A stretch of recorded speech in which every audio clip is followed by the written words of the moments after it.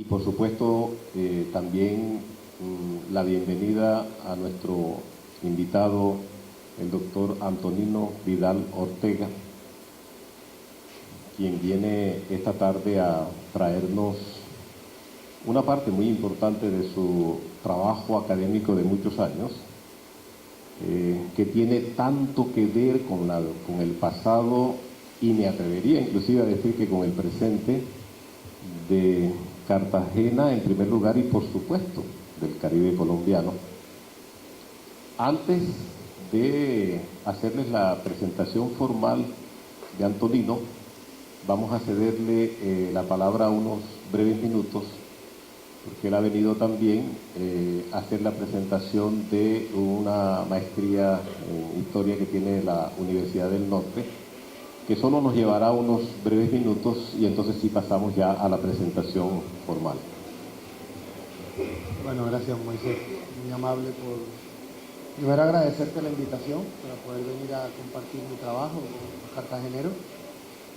Después agradecerte también estar en este lugar tan bonito que tiene mucho que ver con la conferencia y hablar un poco, quería como meter una cuñita de una maestría en historia que estoy coordinando en la Universidad del Norte, entonces me gustaría darla a conocer aquí en Barranquilla. Es una maestría que va a abrir su tercera cohorte ya, y pues lo más importante, que ahora lo que quería divulgar, es que tenemos una beca de matrícula completa que ofrece la universidad para la gente que presente un buen proyecto. Va a ser competida, pero existe esa posibilidad. Y pues es la única maestría que todavía está funcionando en la costa, no hemos tenido otra, no sé si Atlántico va a abrir una, pero entonces es la única que hay actualmente. Entonces es una maestría que se realiza en presencial, hay que ir cada 15 días, y tiene dos énfasis en relación a las fortalezas del grupo de investigación que la soporta y nuestro Departamento de Historia y Ciencias Sociales de la Universidad del Norte. Un énfasis que se llama Patrimonio, Historia, Región, porque tenemos un museo, tenemos arqueólogos y antropólogos que están trabajando mucho sobre los orígenes de las poblaciones de la región, y tenemos otra línea muy fuerte de historia del Caribe colombiano, pero también abierta a la historia del Gran Caribe. Se realiza en 4 años y pues tiene esos dos énfasis. Entonces, sí, 4 semestres, perdón, gracias por la corrección. Entonces quería simplemente darla a conocer, pues que yo soy el responsable. Si alguien tiene algún tipo de interés, ahora al final de la conferencia estoy aquí para pues aclarar inquietudes o invitar a la gente y explicarle un poco más en detalle qué es lo que queremos hacer. Este es un poco el pensum. Es un pensum que se desarrolla más intenso en los 2 primeros semestres de clase y luego va quedando el espacio para el desarrollo de la investigación, una pequeña investigación que hay que hacer al final. De todas formas, va a tener 2 líneas, una línea de investigación y una línea profesionalizante. Para los que no quieran hacer una tesis de investigación, están llegando muchos docentes, mucha gente mayor que tiene interés en la historia y que no va a ir tanto por lo profesional, entonces va a tener 2 líneas de investigación.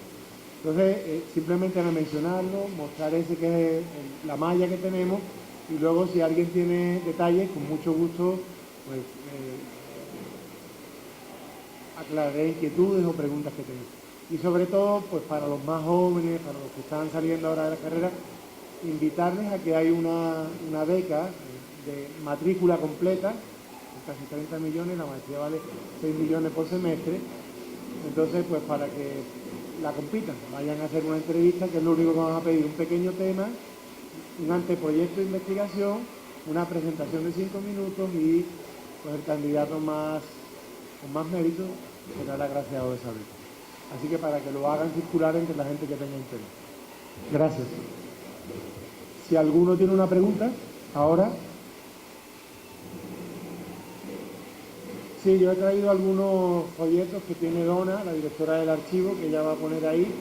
Y bueno, si en Google preguntan maestría en historia, Universidad del Norte, les va a desplegar esto, el cuadro de profesores, los costos, cómo se hace, la modalidad, las líneas de investigación, para que ahí tengan el detalle. Entonces, Google maestría en historia, Universidad del Norte. Con eso es más que suficiente.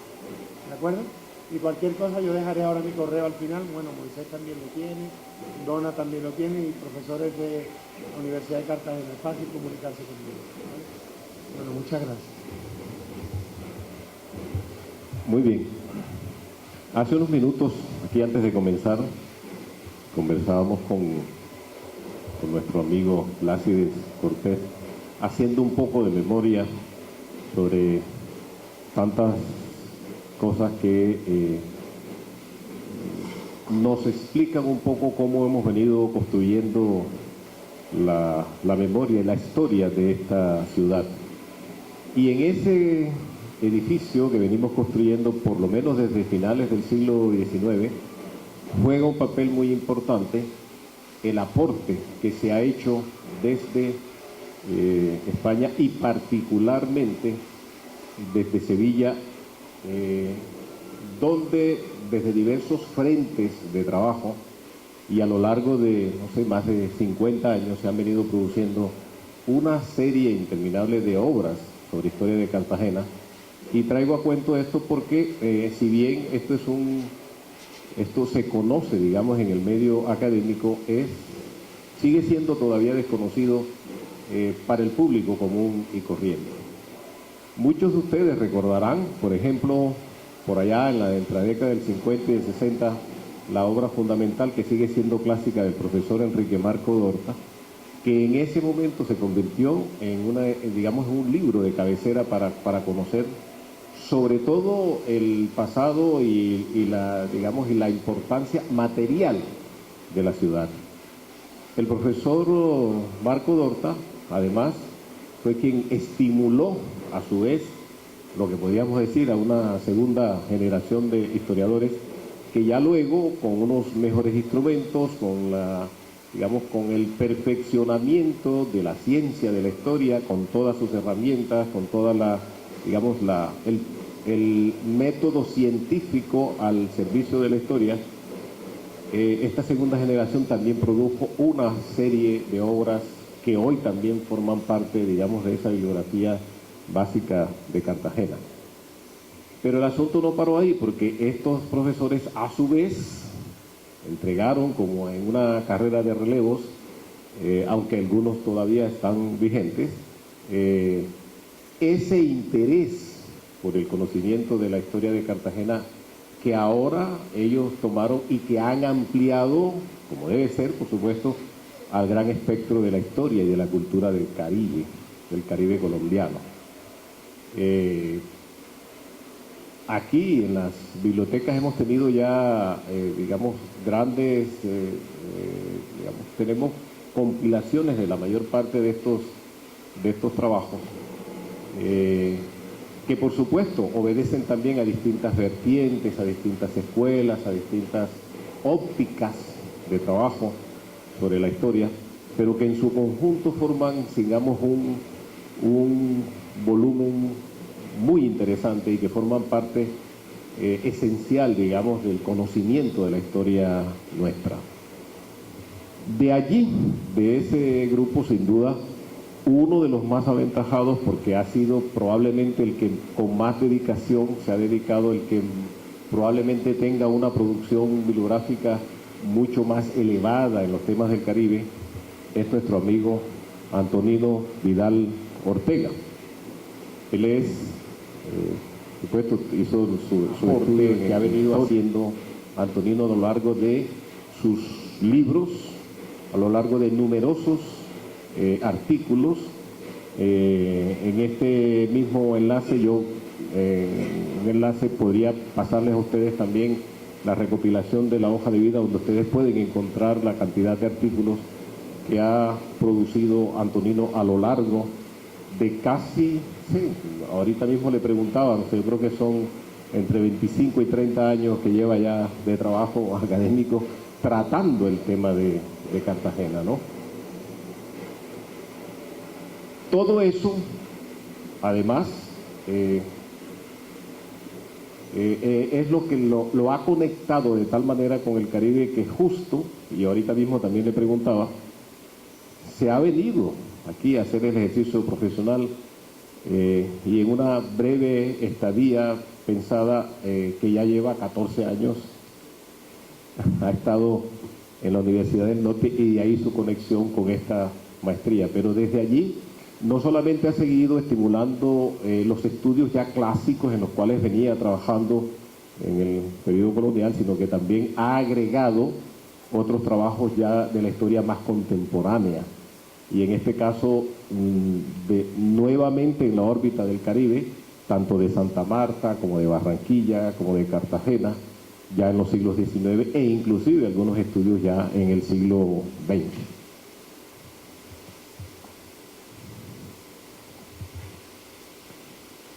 Yo me atrevería a considerar que por todo eso que les he contado, Antonino ha logrado compenetrarse tanto con el sabor del Caribe, con eso que llamaba García Márquez el olor de la guayaba, que ya uno no sabe si es un andaluz en trance caribe o es un Caribe disfrazado de andaluz.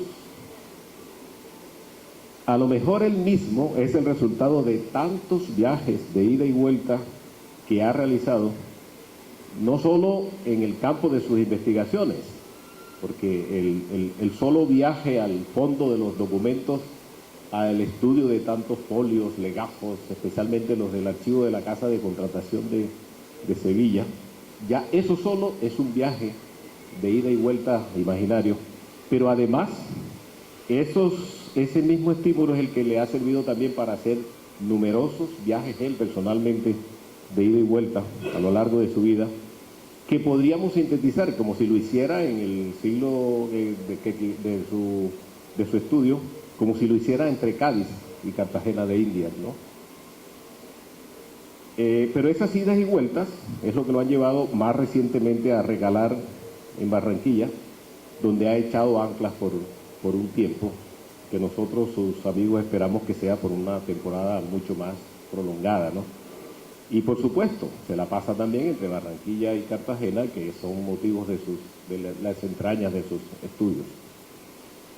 Sus incesantes investigaciones, pues, lo han paseado por toda la historia y la cultura del Caribe, han tenido a Cartagena de Indias como eje vital de su trabajo académico, y hay un libro que ya se ha convertido en una referencia obligada para estos estudios, que es el texto sobre el espacio regional del Caribe, flotas, contrabando y mestizaje, 1580-1640.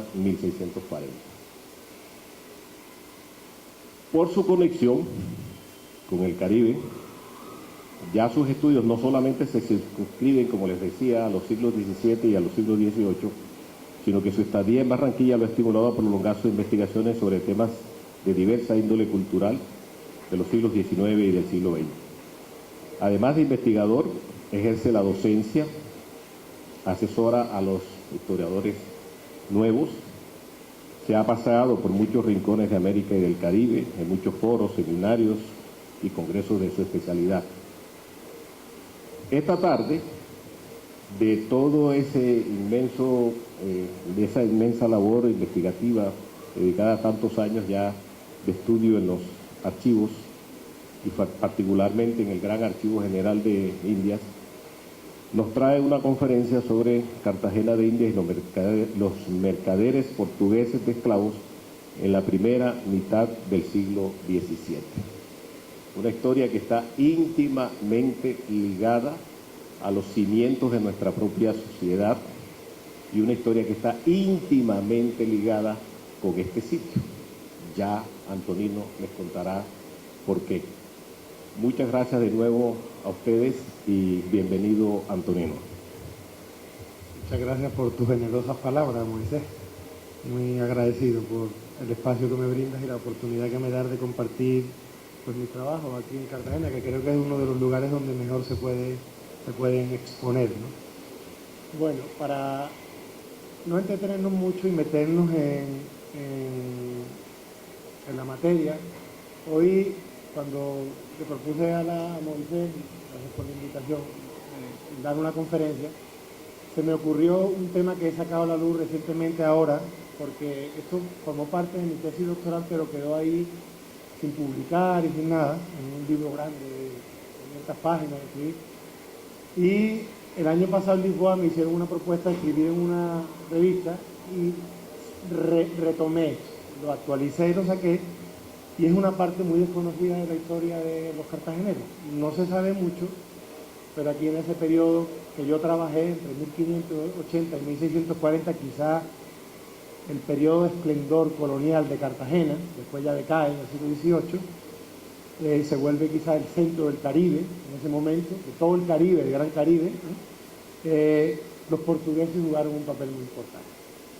En realidad esta ciudad no fue una ciudad española, en realidad aquí hubo mucha gente. Era un puerto comercial, era un puerto por donde circulaba mucha plata y mucho oro, y eso atrajo a todo el mundo. Un puerto comercial atrae a gente. Entonces aquí podíamos encontrar a gente de muchas nacionalidades diferentes. Y entre ellos, claro, con la peculiaridad de que el Imperio Español no era España, el Imperio Español era muchos lugares de Europa, y había gente de todas partes. Y en determinado momento en este periodo, 1580 y 1640, los dos imperios, tanto el portugués como el español, quedaron unidos bajo la corona de Felipe II. Y eso facilitó la venida y la ida de los portugueses. Aunque no son portugueses cualquiera, y ahora voy a contar quiénes eran ellos. Quizás esta historia debamos empezar a hablar de ella cuando, desde el siglo XVI, que el Imperio Español se instala en América, lo que tenemos es ese impacto que produjo ese choque entre el Nuevo Mundo y el Viejo Mundo. Vamos a tener que hay a lo largo del siglo XVI, una continua disminución de las poblaciones originarias americanas. Fundamentalmente, bueno, hubo explotación económica y hubo algunas guerras, pero los poquitos españoles que había aquí no pudieron matar a todos esos indígenas. Hubo una causa mayor que les afectó mucho, fueron las epidemias. Los hombres americanos, aislados del resto de los continentes del mundo, durante miles de años no habían tenido contacto con los hombres de otros lugares, y cuando estos llegaron, pues trajeron enfermedades a los que sus sistemas inmunes no pudieron hacer frente, ¿no? Y morían como chinchen por las enfermedades, ¿no? Sin que eso quite que hubo una explotación económica desmedida y hubo algunas guerras, ¿no?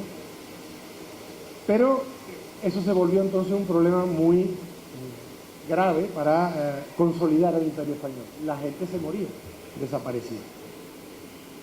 Entonces, para explotar los recursos que habían encontrado, que con los españoles, con el Imperio Español viene el capitalismo americano, antes no existía, entonces hubo una disputa muy grande entre si el indígena debía ser protegido o no debía ser protegido. De hecho, los primeros esclavos, la primera trata que hubo en el Caribe fue de los pueblos originarios del Caribe, fueron los primeros que se vendieron. Entonces hay una discusión muy grande que dura mucho tiempo, muchos años, jurídica y teológica, en el seno del imperio, y se va a dictaminar que los indígenas deben de ser protegidos. Todo el mundo está de acuerdo, pero los hacendados, los plantadores, los mineros van a decir, perfecto, no vamos a esclavizar a los indígenas, que ya se vendían y se compraban, había un negocio organizado en toda la cuenca del Caribe, pero ¿quién va a trabajar si no? Y ahí va a arrancar la trata, ¿no? La propuesta de algunos expertos, Fray Bartolomé de las Casas, por ejemplo, el defensor de los indígenas y de los derechos de los indígenas, bueno, pues traigamos a los que siempre trabajaron de esclavos, vamos a traer a gente de África que venga a suplir la mano de obra que nos falta para trabajar en la economía que está organizando la sociedad colonial. Entonces, desde el origen, desde el inicio de la fundación de Cartagena, Cartagena como tal va a estar asociada a los orígenes, a la trata. O sea, el origen de la ciudad no va desligado del comercio de esclavos. Eso va a ser sumamente. Desde que nace la ciudad va a estar destinado a eso. Entonces, Cartagena de Indias fue un claro ejemplo de eso. Fue un lugar muy importante que se consolida y que además no va a ser un puerto específicamente dedicado a la Nueva Granada. Cartagena se va a convertir en el puerto que abastece al virreinato del Perú, esclavos, y por donde va a salir la plata que sale del Perú. La plata de Potosí va a ir al Callao y del Callao a Panamá y luego a Cartagena. Entonces, Cartagena no va a ser el puerto de Bogotá, ni de Santa Fe de Bogotá, ni del interior de la Nueva Granada, sino que va a ser más de eso. Va a ser el puerto que abastece a todo el virreinato del Perú de esclavos. Eso le va a dar un lugar preeminente. por dos razones: por el comercio normal, el comercio del monopolio, y por el comercio de la trata. Entonces, en este trabajo que voy a presentar, voy a explicar un poco el papel que los portugueses tuvieron en esto. ¿Pero quiénes eran los portugueses en el Imperio portugués? Pues eran gente muy importante, aunque no nos hayan hablado mucho de ellos. El Imperio español necesitaba esclavos para América y el portugués necesitaba plata para su comercio con Asia. Ellos tenían un imperio en Asia, ¿no? Situación que benefició a ambos, al Imperio portugués y al Imperio español. Desde mediados del siglo XVI y sobre todo desde 1570 y 1580, las casas comerciales portuguesas desempeñaron un papel destacado y creciente en el lucrativo comercio de hombres, ¿no?, de esclavizados, ¿no? La unión de las dos coronas en 1580 facilitó esta especie de asociación, por decirlo de alguna manera. ¿Pero por qué? Porque las firmas lusas disponían de recursos financieros que no tenía nadie. ¿Por qué? Porque muchos de estos lusos van a ser sefardíes, ¿no?, judíos sefardíes, expulsados de España, que se van a radicar en Lisboa, donde tienen más posibilidades de desarrollar sus recursos. Nadie podía tener tantos recursos financieros para comprar esclavos en África, hacer que trasladaran, que atravesaran todo el océano Atlántico, llegaran a América y se vendieran y se introducieran por América. ¿Quién podía de alta con tanta antelación el dinero para que volviera más de un año después? Gente que tenía muchos recursos financieros. Por eso digo que podemos asociar a este comercio a los sefardíes, judíos sefardíes que habitaban en Lisboa en este momento. Entonces, ellos tenían recursos y eso fue importante para que se apropiaran de esto. Desde 1580 los mercaderes lusos mostraron una gran capacidad e iniciativa y los encontramos diseminados desde luego por toda la masa continental americana e incluso hasta Filipinas, hasta donde se extendió el comercio, el Imperio español. Resultó efectivo el aprovechamiento de estas redes para controlar el negocio desde sus inicios. Y según un informe, por ejemplo, de un gobernador de la Casa de Contratación en 1589, citado por un historiador que se llama Bowser, norteamericano, los esclavos constituyen en este tiempo la mercancía más valiosa que se llevaba a América. El comercio, la trata de esclavos, el comercio humano fue lo que más plata daba, ¿sí? Más que vender telas, más que vender herramientas, más que vender comercio, más que comercializar perlas o otro tipo de cosas. Eso era lo que más plata daba. Entonces eso lo atrajo a Cartagena. Incluso dan cifras que al año se recaudaban 1 millón de ducados por ese comercio. Entre 1593 y 1595 cayó en desuso la idea de establecer acuerdos con comerciantes particulares, porque la primera forma de traer esclavos a América era vender licencias particulares. Un comerciante particular en España se acercaba al rey, a la casa de contratación, y decía: quiero vender 100 piezas de esclavos. Y le decían: bueno, pues paga tu licencia. Y le daban una licencia con la que iba a África y venía a América a vender sus 100 piezas de esclavos.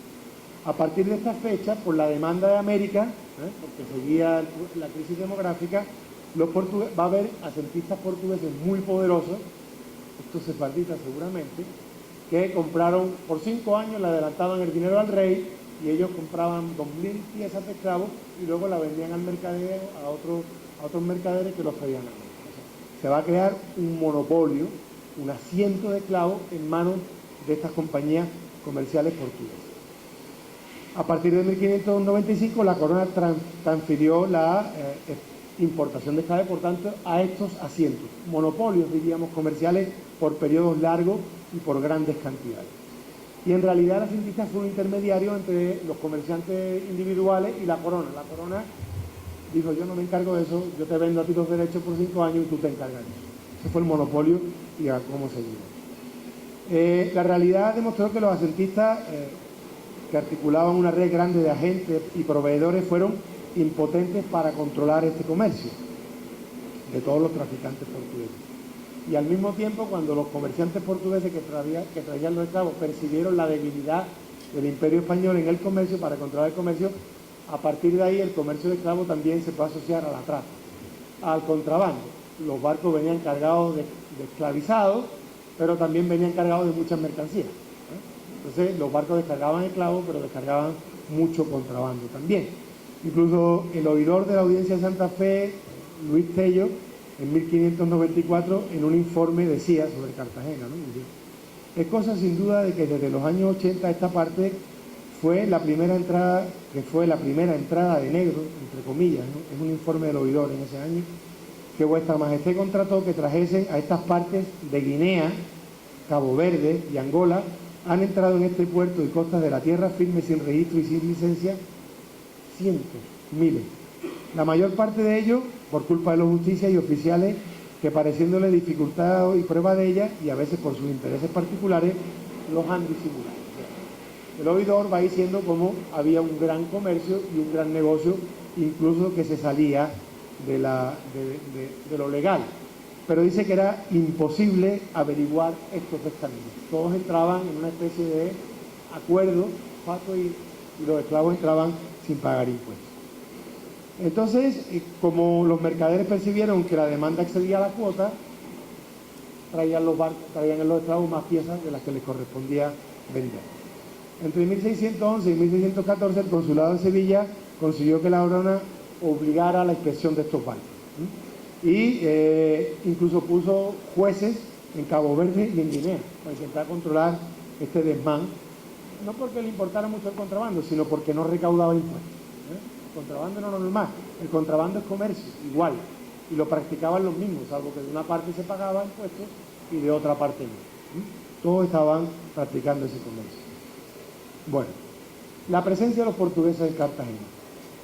Centrados en Lisboa y extendida a ambas orillas del Atlántico y del Extremo Oriente, el sistema comercial portugués constituyó una inmensa red que se expandió a través del Nuevo Mundo en 20 años. Y Cartagena se convirtió en uno de los lugares donde su presencia fue más destacada. En 1590, el capitán Luis Santamaría, el capitán cartagenero, informaba de la llegada de muchos portugueses a las costas de la gobernación y notificaba que en ese año, que en estas costas había más de 140 portugueses instalados y dedicados a todo tipo de actividades comerciales. Cartagena les permitió, como espacio portuario, ubicarse de manera estratégica en el mercado de América, y para ello contaban con uno de los productos más lucrativos del comercio, los esclavos africanos. La posición social de estos comerciantes en la Cartagena de la primera mitad del 17 fue muy destacada, llegando a desempeñar cargos vitales en la gestión de la administración de la primera mitad del siglo XVII. Un ejemplo de ello fue el capitán Blas de Herrera, quien, según el gobernador, llevaba más de 30 años, el gobernador de 1590, dice que llevaba más de 30 años viviendo en Cartagena y desempeñaba el cargo de capitán de artillería de la ciudad. Cargo sumamente importante teniendo en cuenta la función militar y estratégica del puerto, siendo además el responsable del mantenimiento y del suministro. O sea, que él le daba la pólvora y la comida a los que protegían el presidio militar de Cartagena. Y recuerden que en 1590 las flotas que llegan a Cartagena son sumamente importantes, sumamente importantes. Entonces ese cargo lo ocupaba él, el cargo de la seguridad. Encontramos también del mismo modo a algunos otros portugueses en el cabildo de la ciudad. Por ejemplo, está acá el caso de Luis Gómez Barreto. Yo creo que ese apellido se conserva, Barreto, ¿no? Regidor y depositario general de la ciudad de Cartagena, cargo que ejerció por 40 años. Era natural de Lisboa, arribó a Cartagena procedente de Angola, de África, comerció con mercaderías europeas y ejerció de intermediario con otros portugueses de Lisboa. En 1591 se compuso, o sea, le dieron la visa para vivir aquí legalmente, con el gobernador Pedro de Lodeña, y en 1606 se había seguros, si el barco se hundía ellos tenían seguros marítimos, seguros de riesgo. No pensamos que se vendían al trueque, sino que eso era un capitalismo muy avanzado. Cartagena era un emporio comercial muy importante. En general, el tráfico intercolonial de esclavos no fue nunca controlado por los negreros del Atlántico, sino más bien por los intermediarios del puerto. Los vientos alisios facilitaban la llegada de los cargazones de esclavos. En Cartagena obtenían información del mercado y a través de los factores portugueses, y ellos se encargaban del resto. A través de sus redes comerciales lo distribuían al Virreinato del Perú y en general al Gran Caribe. El gobernador también de Cartagena, Pedro de Acuña, refería: la mayor y más principal contratación de esta ciudad es de esclavos, provienen de Guinea y de Angola, y como son provincias de la corona de Portugal. Todo lo demás de este comercio lo ejercitan los portugueses. Estos no en su nombre, que los que navegan son ordinarios y pobres, sino en nombre de los ricos y gruesos de Lisboa, que no fiarían haciendas de estas si no tuvieran parientes y amigos de esta nación. O sea, el comercio se organizaba desde Lisboa, pero aquí tenían parientes. Las empresas eran normalmente familias. Estas empresas capitalistas se fundaban en la familia. Sobrinos, primos, hijos, hermanos, que ponían uno en Cartagena, otro en Panamá, otro en Perú, otro en Quito, otro en Filipinas, otro en Veracruz, y extendían toda una red de comercio. Era la única manera de asegurarse que la plata volviera. La sangre era la seguridad de que iba a volver la plata. No había teléfonos, ni internet, ni satélites. Y un barco de eso valía mucha plata. Al llegar a Cartagena los barcos, desembarcaban los esclavos, los depositaban en almacenes, eran mostrados y vendidos en locales llamados negrerías, la mayor parte en la calle de Santa Clara y de Santo Domingo.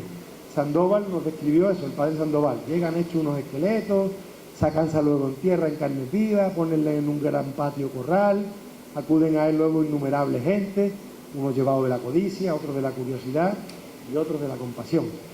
Si en este lugar los sanos no enferman, todavía es de refrigerio la vida.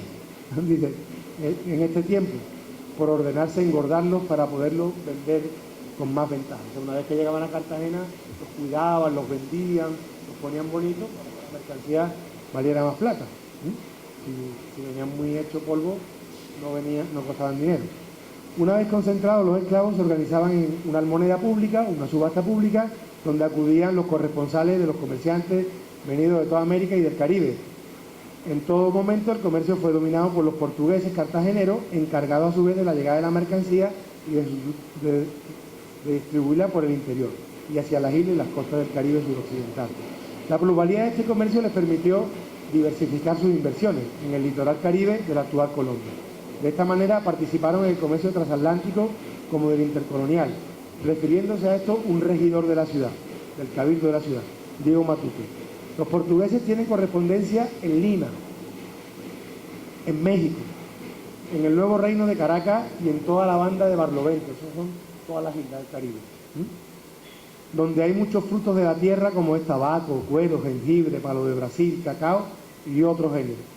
Géneros que corresponden a toda la concertación con los reinos de Castilla, excepto el cacao, que la mayor parte va a México, a la Nueva España. Todo este contrato y de estos géneros lo controla la gente de nación portuguesa en Cartagena, porque tienen además barcos, navíos y fragatas muy en relación con la corona, y refería acerca del comercio de los extranjeros. El señor Fernando Díaz Extremo, portugués, posee navíos que envía a España y tiene trato con toda la costa e islas de Barlovento y en Nueva España, y la mayor gruesa es envía negros a Panamá, tratando todo tipo de mercadería. El licenciado Calderón, un visitador que vino a ver quiénes eran esos portugueses de Cartagena, vino de Panamá además, También compraba muchos navíos a bajo precio para desguazarlo y venderlo luego como chatarra, o bien para hacer pequeños trajines por las costas y la isla cercana de Tierra Firme y de la Nueva España. Su sobrino desembarcó en 1620 y desempeñó el cargo de cajero de su tío, y vivió en su casa tomando parte activa de sus negocios, incluso llegando a comenzar a tener su propia fragata con la que navegaba a Caracas, Nueva España. O sea, el tío enseñaba al sobrino que repitiera lo mismo. Cuando tenía sus negocios, lo enseñaba a que creaba los tíos. Para finalizar, no podemos dejar de mencionar la participación de dicha red familiar en el comercio de las perlas. Bueno, lo que acababa de decir. Se habla de un portugués que se llamaba Diego Morales, que estaba con el sobrino trabajando, que está caro ese negocio, que nadie podía comprar ni vender perla porque ellos no podían. Bueno, para concluir, y dejamos un turno por si alguien quiere hacer cuestiones, preguntas, dudas o algo. La naturaleza portuguesa de Cartagena conllevaba para algunos sectores de la sociedad de Cartagena el alineamiento de riqueza y explotación de los recursos americanos desde una posición que chocaba con las leyes frontalmente establecidas. Ello lo corrobora el sinnúmero de pleitos que tanto la justicia ordinaria como la Santa Inquisición llevaron contra ellos. Ahora bien, este ambiente en ocasiones hostiles creó una concordia y una cierta solidaridad colectiva hecha de complicidad y confianza a menudo basada en las relaciones familiares extensas, Como afirma Antonio García León, un historiador mexicano muy bueno del Caribe, para su estudio de Veracruz, a pesar de las rivalidades comerciales existentes tanto en Cartagena como en todo el mercado colonial, ellos eran solidarios. Ello respondía fundamentalmente al impulso instintivo de no perder la identidad en una sociedad reacia, sobre todo a las primeras generaciones de inmigrantes. De aquí que los portugueses americanos en general y cartageneros en particular, porque los primeros fueron portugueses, pero los hijos fueron ya cartageneros, fueron trazando un circuito en ocasiones hermético, impenetrable en el dominio de sus actividades mercantiles, aunque como hemos podido comprobar, eso no impidió la aceptación de ellos en las esferas del poder. En definitiva, lo que he querido poner de relieve con este trabajo, usando la documentación que manejé en Sevilla, es que la presencia portuguesa en la primera mitad del siglo XVII fue determinante en el desarrollo económico de la ciudad. En un periodo que Cartagena de India fue, en la mitad del XVII, quizás la ciudad más importante del país. La vez que Santo Domingo dejó de ser el centro del Caribe español, pierde la importancia. Una vez que descubren Perú y empieza a venir la plata de Perú, Cartagena se vuelve en el centro del Caribe. Entonces, ellos han sido tratados con injusticia por la historiografía cartagenera de un lado y colombiana de otra, sobre todo, y ellos llevaron, es indiscutible que ellos trajeron la modernidad económica, no solo porque contribuyeron con la elaboración de nuevas formas de intercambio para la mercadería y la forma de crédito, sino también porque las redes comerciales que establecieron abarcaron distancias hasta antes inauditas en una escala planetaria. Gracias.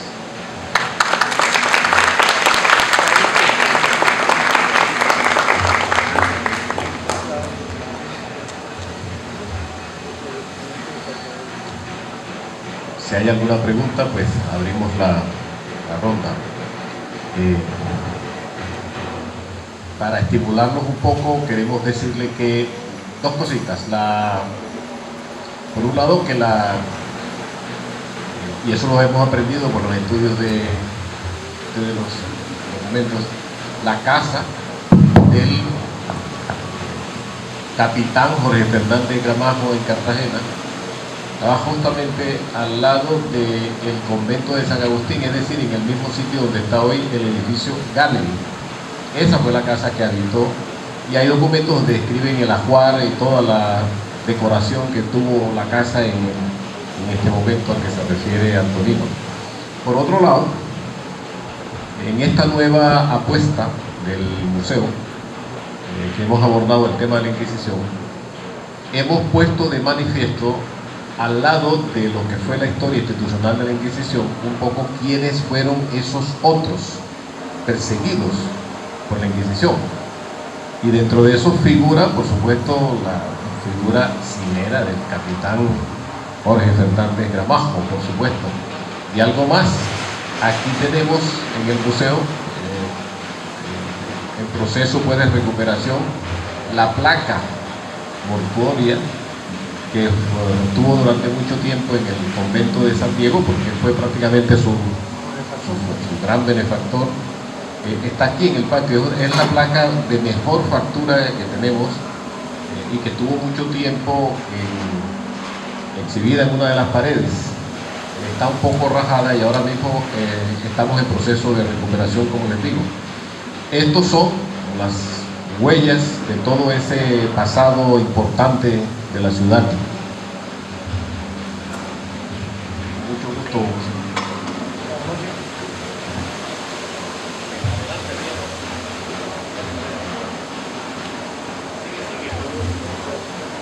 Buenas noches, mi nombre es Rafael Mercado.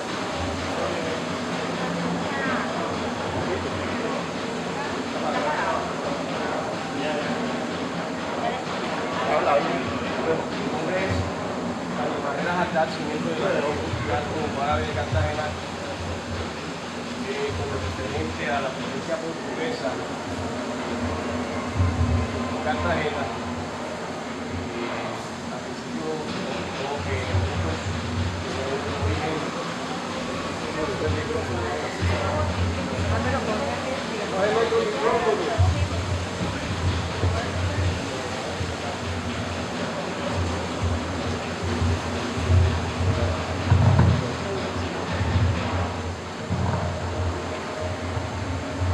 Bueno, era con referencia a la presencia portuguesa en el comercio de Cartagena tras la unión de España y Portugal, que atrajo a muchos comerciantes portugueses a la ciudad, y se dijo que posiblemente o con seguridad muchos de ellos eran de origen judío, sefardí, que se le llamaba a todos los judíos de la península ibérica.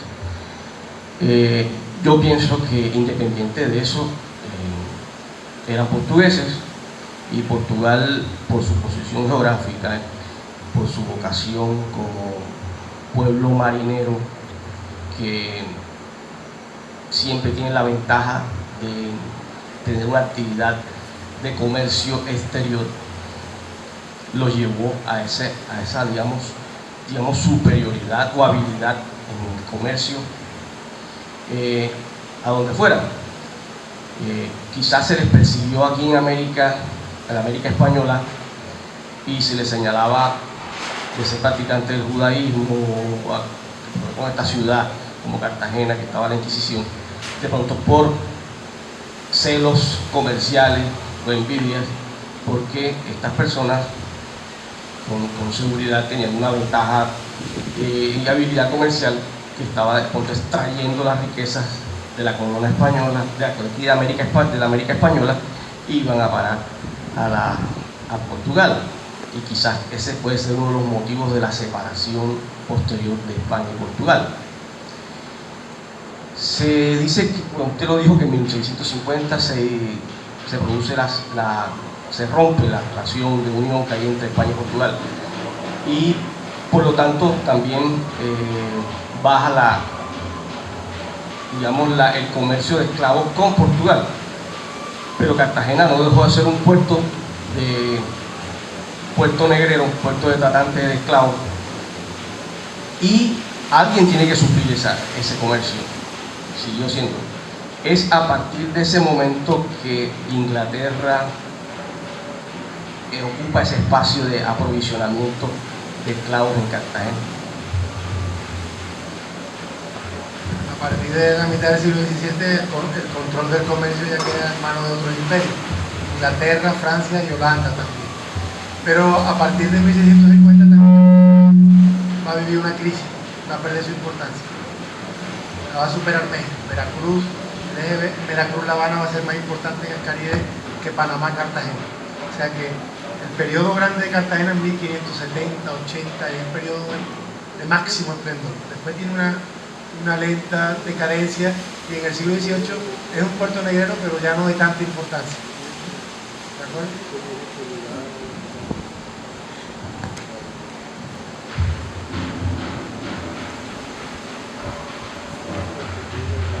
Mi nombre es García Cordero.